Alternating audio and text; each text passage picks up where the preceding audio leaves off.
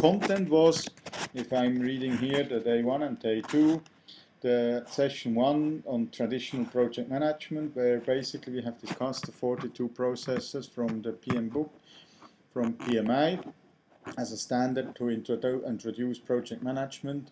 Then the session 2 was an Agile Project Management introduction to understand some of the Agile Project Management methodologies or tools which are used currently mainly in software projects, but I did actually a bridging into EPC projects, basically then how we can implement it in EPC projects. And for those who do not know, EPC stands for Engineering, Procurement and Construction Projects. Then the session 3 is on EPC contracts and the difference between other contracts, what it means exactly. It's basically on the FIDIC Silver Book, where the FIDIC Silver Book is introducing the EPC project to the main contractor, where all the risks are with the main contractor. So it's quite interesting actually to know what it means for a main contractor to take on an EPC project and then under the FIDIC contract. Silver Book. The project engineer in EPC projects is another topic. Engineering is obviously one of the key factors in the EPC project. Therefore, it's quite important to understand what are the systems engineering tools in the market available and how the systems engineers have to look into it to make sure the engineering part is done in a proper way and documentation is done in a proper way in order to succeed from a design and engineering point of view.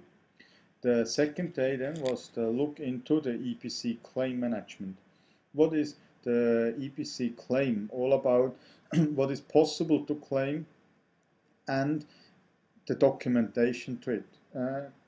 Claiming is nice, however the EPC claim is quite important that it is evidence-based, so the documentation is a crucial part of the EPC contract.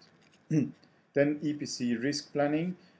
Since the EPC Silver Book is actually having the risks always the main contractor, then it's important before the contract is signed that the EPC contractor is doing a risk analysis to figure out what exactly does he sign with this contract.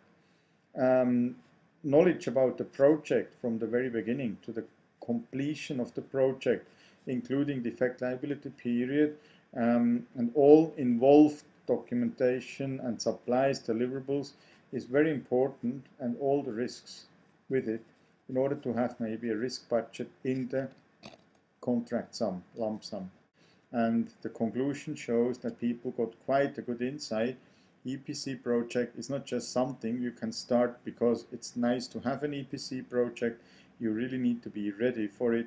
People need to understand what exactly it means to run an EPC project successfully and not running into a panic wall at the end of the project because it's delayed or the over budget and all this.